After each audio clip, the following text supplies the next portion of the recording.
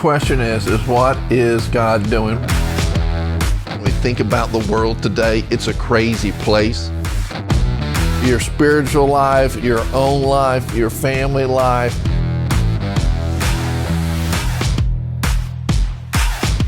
Happy Daily 320. God can do anything you know, far more than you could ever imagine. Guest requests in your wildest dreams. Want to encourage you as we go into this Memorial Day weekend to honor our veterans. Doesn't matter where you are politically, doesn't matter what you believe about war, doesn't matter about any of that stuff. Veterans deserve all the respect and honor we can give them. They have fought for our nation. They have done a phenomenal job, men and women, both alike. Honor them, buy them a meal, respect them, pray for them, encourage them, thank them. Wow, veterans, we owe our life, our country, the mess that it is right now, we owe it that we can walk through this mess and end up victorious because you as veterans created a democracy and you created a country of freedom. So thank you for doing that. I want to encourage you today that in one of the scriptures in the Bible that I don't have memorized, it says, whose report will you believe? I just read a report coming out of one of the magazines saying that we should now shut down all the way through the summer because models are showing, hey, models are bunk, okay? Some of the models have been accurate, some of the models have not. We have to decide as a nation, as individuals, are we going to set our minds on the things of the Spirit, Romans 8, life and peace, or are we going to set our minds on the things of the flesh, death, not just physical death, but death to dreams, death to finances, more bankruptcies happening, more people losing their houses, more people being evicted, 38 million unemployed, all these different things. I read another article this weekend. In 1968, a pandemic hit the world that killed 1 million people in the same amount of time. It had some scientific name because of no social media, because of no really mass media. Nobody knew about it. Woodstock went on, wars went on. I mean, it was crazy, everything that continued to go on. And there was no social distancing at Woodstock. I was not alive, but I can show you videos. There was no social distancing. And so, who are you going to report? But here's the thing I want to focus on today. That both sides, all sides, there's so many sides, are saying there's going to be a new normal. And I've been frustrated with that because I've kind of liked the America that I grew up in. But then it hit me yesterday, maybe the new normal isn't something that is coming from politicians. It's not coming from the enemy. Maybe the new normal is coming from the voice of God as a call to the church, as a call to you and I to say, this is your moment to step up and create the nation that it started as and to reimagine who America is. It's the new normal. Psalm 125:3 says that the scepter, the authority, the scepter of the wicked will not remain over the land allotted for the righteous. America was allotted for the righteous. It has moved towards unrighteous on decisions we have been making. And because of that, let's reimagine and let's take this scepter and let's be the church and operate in love and hope and encouragement and reimagine what America can look like when it is set on biblical principles like it was founded on hundreds of years ago. Here's my encouragement to you today in Deuteronomy 30. It's going to take a moment to work through this. I could do a 30-minute message on every little line on this. God, your God, will, if you're around people, look at them and say, will. God, your God, will restore everything you lost. He'll have compassion on you. He'll come back and pick up the pieces from the places where you were scattered. Making sense? No matter how far away you end up, God, your God, will get you out of there and bring you back to the land your ancestors once possessed. It will be yours again. He will give you a good life and make you more numerous than your ancestors. Verse 6, God, your God, will cut away the thick calluses on your heart. Man, we have stuff we have to deal with on our hearts.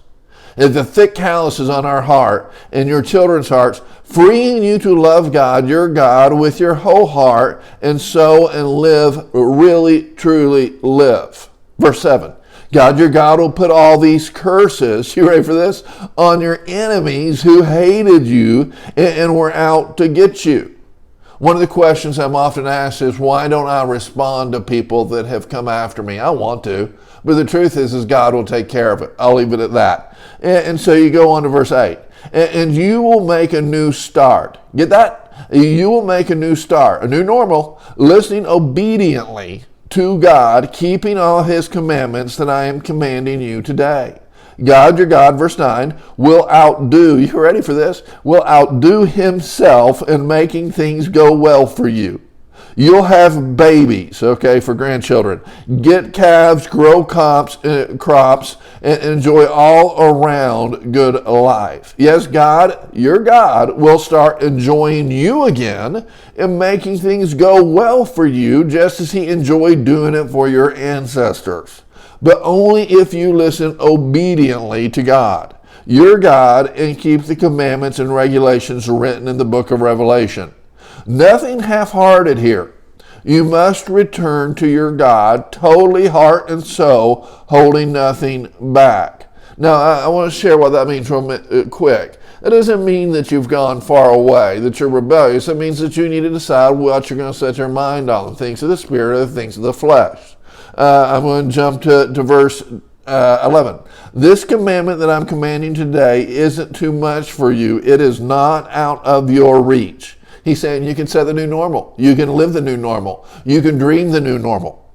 It's not on a high mountain. You don't have to get mountaineers to climb the peak and bring it down to your level and explain it to you before you can live it. It's not across the ocean. You don't have to send sailors out to get it, bring it back, and then explain it before you can live it. God is saying it is right there for you. You have to believe it.